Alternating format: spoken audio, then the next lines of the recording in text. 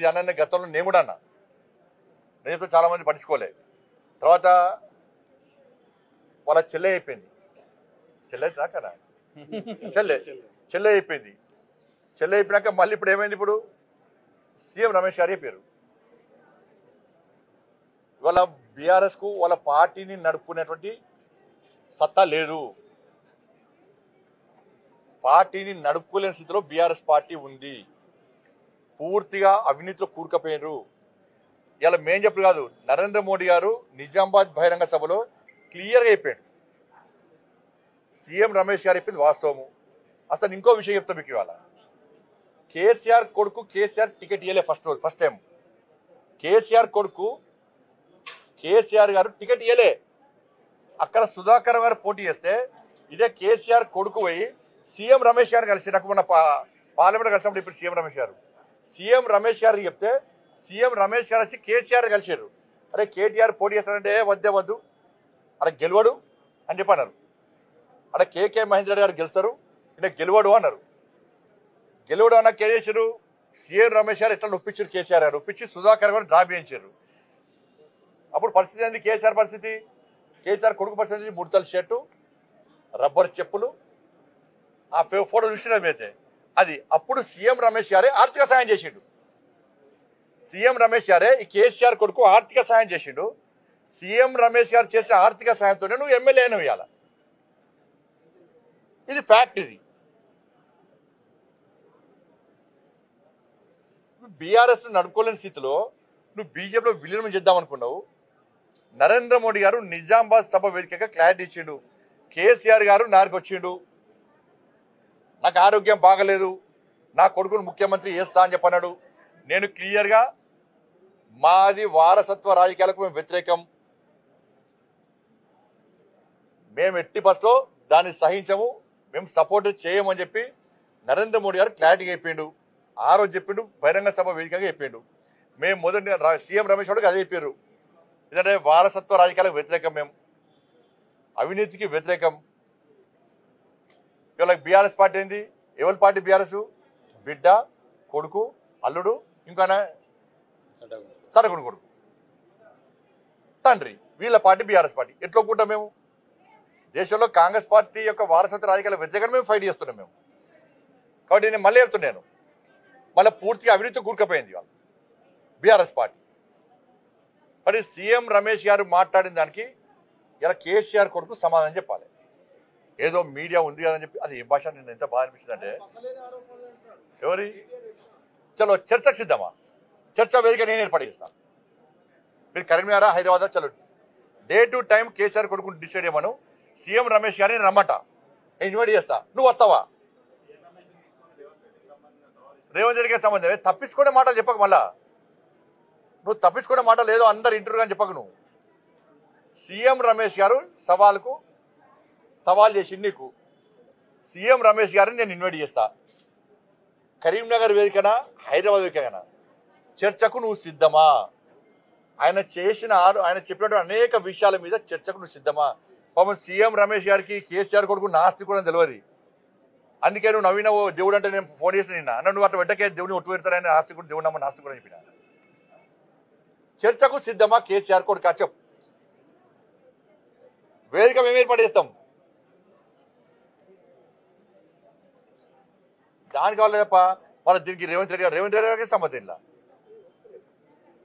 ఆ భాష ఏందన్నా, నిన్న ప్రభుత్వం చాతకంతనం, ముఖ్యమంత్రి ఎవరన్నా కానీ అన్న అరే హౌలే అట, అరే హౌలే. కలెక్టర్లు నిన్న కలెక్టర్ కానీ వన్ అయ్య కానీ అట, పోలీసోడు.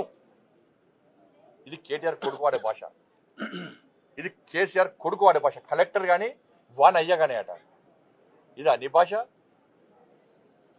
ఇది తెలంగాణ భాషనా? ఇది తెలంగాణ యాసనా? ఇది ఇంత అహంకారం ఎందుకు? కనీసం సంస్కారం లేదు, సంస్కారహీనుడు నువ్వు. సోషల్ మీడియా వేదిక చేసుకొని దుబాయ్లో సిగ్గు లేకుండా దుబాయ్ నుండి సోషల్ మీడియా నడుపుకుంటూ చెప్పిన మా కార్యకర్తలకు చెప్పిన, నీ సోషల్ మీడియా మిత్రుడే పేరున్నది, వీళ్ళ పేర్లు బిడ్డ అందరూ ఒక 4 పేర్లు మా దగ్గర ఉన్నాయి. మాకు వ్యతిరేకంగా మా పార్టీకి వ్యతిరేకంగా కాంగ్రెస్ పార్టీ వాళ్ళంటే భరిస్తారు. వాళ్ళు రాహుల్ గాంధీ తిట్టా భరిస్తారు, వాళ్ళు ముఖ్యమంత్రిని హరే హౌలోన భరిస్తారు, వాళ్ళ పార్టీని తిట్టా భరిస్తారు. చాలా వాళ్ళు కాంగ్రెస్ వాళ్ళు. కానీ నరేంద్ర మోడీ గారిని కానీ మా ప్రభుత్వాన్ని కానీ మా పార్టీ నాయకుల బిడ్డ ఇంకొకసారి ఆ స్క్రైబ్ ఈ స్క్రైబ్ పేరుతో మాట్లాడే ప్రయత్నం చేస్తే పక్కా దాడులు గ్యారెంటీ జరుగుతాయి. పక్క నేను హోమ్ మినిస్టర్ చెప్పొద్దు, కానీ నీ అరాచకం పెరిగిపోతుంది. దాదాపు 100 సోషల్ యూట్యూబ్ ఛానల్ పెట్టుకొని అడ్డదారిలో సంపాదించిన పైసలు వాళ్ళకి వెచ్చించి వాటి ద్వారా ఏదో చేయాలని చూస్తున్నావు. ఏం కాదు, దాంతో చేస్తున్నావు. అధికారానికి వచ్చినావా? ఉన్న సీట్లు వీకినాయి. నేను కార్యకర్తలు కూడా చెప్తున్నాను, నేను ఈ కేసీఆర్ కొడుకు యూట్యూబ్ ఛానల్ వేదికగా తప్పుడు వ్యాఖ్యలు చేస్తున్నాడు, తప్పుడు ప్రచారం చేస్తున్నాడు.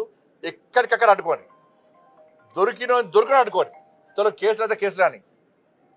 అరే మోడీ గారు మీ ఇష్టం వ్యాఖ్యలు చేస్తారు. హోమ్ మినిస్టర్ చెప్పొద్దు నేను, కానీ నువ్వు నీ హద్దు మీరిపోతున్నావు.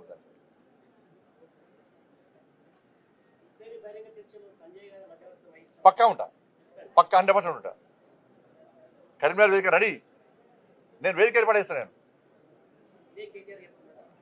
కేసీఆర్ కొడుకు చెప్తాను, పక్క చెప్తున్నా. నేను చెప్తున్నా సీఎం రమేష్ గారు రమ్మంటా. నేను సీసీ ఫుటేజ్తో సహా 10 సంవత్సరాల నుంచి కాంట్రాక్టులతో సహా, నువ్వు చంపిన కమిషన్లతో సహా, నువ్వు పాల్పడ్డ అవినీతితో సహా అన్ని తీసుకొని ఆయన వస్తానని రెడీ ఉన్నాడు. నువ్వు ఎప్పుడొస్తావో టైము డేట్ ఫిక్స్ అయ్యి నువ్వు మళ్ళీ దీన్ని తప్పించి ప్రజల దృష్టి మళ్లించడానికి, మీడియా అటెన్షన్ డైవర్ట్ చేయడానికి నువ్వు మళ్ళీ వేరే పెడితే నేను పబ్లిక్ క్షమించాను. మెయిన్ డేట్ అయితే రాడు కదా ఆయన. ఏ డేట్ అంటే ఆ డేట్ రెడీ. నేను సీఎం రమేష్ గారు రమ్మంటే బాధ్యత పిలిపి పక్క నేనే బాధ్యత తీసుకుంటా. పక్క 100%.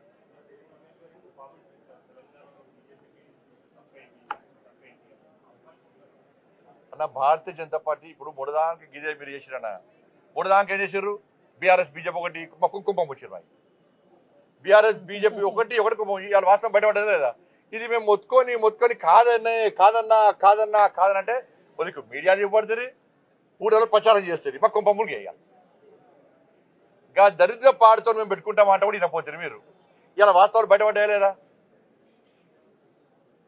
ఇప్పుడు మళ్ళీ మన కొత్త దుకాణం పడుతుంది, మళ్ళీ టీడీ పడబడుతుంది. మళ్ళీ మేము తెలంగాణ రాష్ట్రంలో మేము అహంకారంతో చెప్తలేము. తెలంగాణ రాష్ట్రంలో భారతీయ జనతా పార్టీ స్వతగా పోటీ చేస్తుంది. నరేంద్ర మోడీ గారి చరిష్మా, నరేంద్ర మోడీ గారు ఈ తెలంగాణ రాష్ట్రంలో అమలు చేస్తున్న సంక్షేమ పథకాలు, అభివృద్ధి, ఇవాళ బీఆర్ఎస్ పార్టీకి వ్యతిరేకంగా ఏ విధంగా నిర్ణయించుకున్నారో అతి తక్కువ సమయంలో కాంగ్రెస్ పార్టీ ప్రజా వ్యతిరేకత చూరకున్నది. కాబట్టి ప్రజల లోపల చర్చ జరుగుతున్నది ఆల్రెడీ. ఏమనంటే ఒక్కసారి భారతీయ జనతా పార్టీకి అవకాశం ఇవ్వాలి. అందరికీ ఇచ్చాం అధికారం, బీజేపీకి ఇద్దాం అవకాశం. అందరికీ ఇచ్చాం అధికారం, బీజేపీకి ఇద్దాం అవకాశం అనేటువంటి ఆలోచనతో ప్రజలు ఉన్నారు. కాబట్టి తప్పకుండా మేము ఈ ఎన్నికల్లో గెలవబోతున్నాం. స్థానిక సంస్థల ఎన్నికల్లో కూడా మేము గెలవబోతున్నాం. స్థానిక సంస్థల ఎన్నికలు ఎందుకు గెలవబోతున్నాం అంటే నాకు క్లారిటీ చెప్పురాను మీరు. రాష్ట్ర ప్రభుత్వము ఈ ఎన్నికలు ఎందుకు నిర్వహిస్తున్నది చెప్పండి. చెప్పరానయ్యో, రాష్ట్ర ప్రభుత్వము ఈ ఎన్నికలు ఎందుకు నిర్వహిస్తున్నది?